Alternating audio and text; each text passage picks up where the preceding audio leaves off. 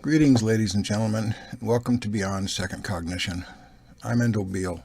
The topic of this discussion is astrological fear porn and the Bezos clock.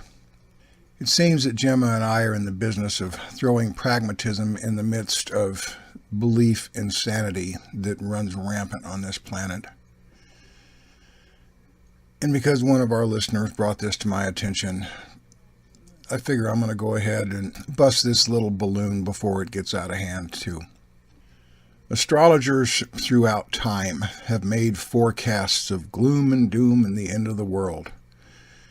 None of these forecasts have ever come true. They have looked at events in hindsight and said, see, this happened because we predicted it, which is total malarkey. You can't predict the future because the future is unwritten. It's an unpaved road. It's virgin territory. There's no way you can predict what is going to happen in the future because it's not written. To believe that there is a written future is to believe that everything is already laid out, everything is predestined, and you have very limited choices within this predestined concept of astrological predictions. Nostradamus used predictions. Edgar Cayce used predictions. Nostradamus relied heavily on astrology, but you know what they don't tell you in the mainstream, folks, is the accuracy record of these so-called prophets is so low compared to the few hits that they got that may have been right. And they don't tell you this because they want you to believe that prophecy has some high validity, when in fact the performance ratio of prophetic forecasts, whether astrological or otherwise, are ridiculously low. And if people actually saw the real numbers and how bad the accuracy rate is, they would dump that astrological prophetic belief system in a heartbeat. You cannot predict what has not happened and think that it's some kind of framework. Well, there's a timeline in the future and we're looking down that timeline and we can see exactly what's going to happen. I'm here to tell you, ladies and gentlemen, it's fucking bullshit. It's a way to concoct fear, and people that are buying into this 2020, Saturn is going to align with Neptune and Capricorn or whatever the bullshit they're peddling. Do a reality check.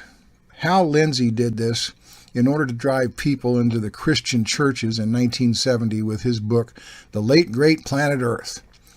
Now, with that astrological prediction, all the planets were going to line up on the same side of the sun for the first time in God knows how long, right? And when these planets aligned, it was going to bring about these shattering earth changes, and you better get right with God.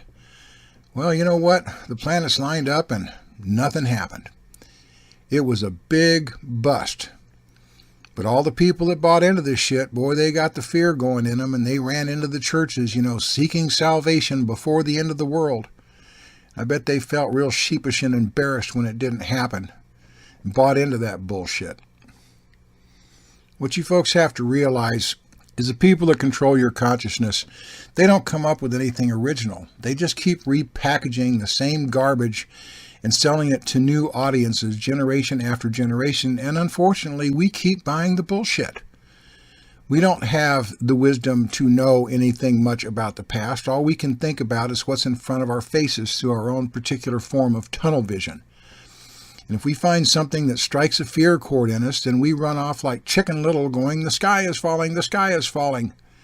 And that's exactly what this 2020 fear astrological Jeff Bezos clock hype is all about. It's the same repackaged gloom and doom bullshit that astrologers and star watchers have been throwing out to enchant the public and scare the people to give their stuff to the churches or to the religion for thousands of years. All it takes is just a little bit of historical research to find out about astrological predictions and how every one of them came up tits up. There's nothing there, folks. It's hype. It's just there to entice you to listen and to scare the daylights out of you so you can dump your emotions into the air and run into the arms of whatever the solution organization is they want you to run into. In the 70s with Hal Lindsey, they wanted people running to the churches and seeking the salvation of Jesus. And so many people bought into that fear hype and jumped on board the Christian bandwagon because Hal Lindsey and the lining up of the stars said it was going to happen. Now, if you want to be duped playing this same game that's been played over and over and over again throughout time by astrologers trying to make you believe that their craft has an ounce of legitimacy, then buy the fear. But I'm here to tell you, it's bullshit. It's all contrived to make you afraid, just like the doom and gloom conspiracy videos and the government's going to come get you and the sovereign citizen movement. Every bit of this shit is joined like Siamese twins. They keep throwing out the same bait, and every new generation buys the bullshit. This should be the generation that says, okay, we've seen that card played over and over again, and we're not going to play this game. We're not going to rent such nonsense space in our heads.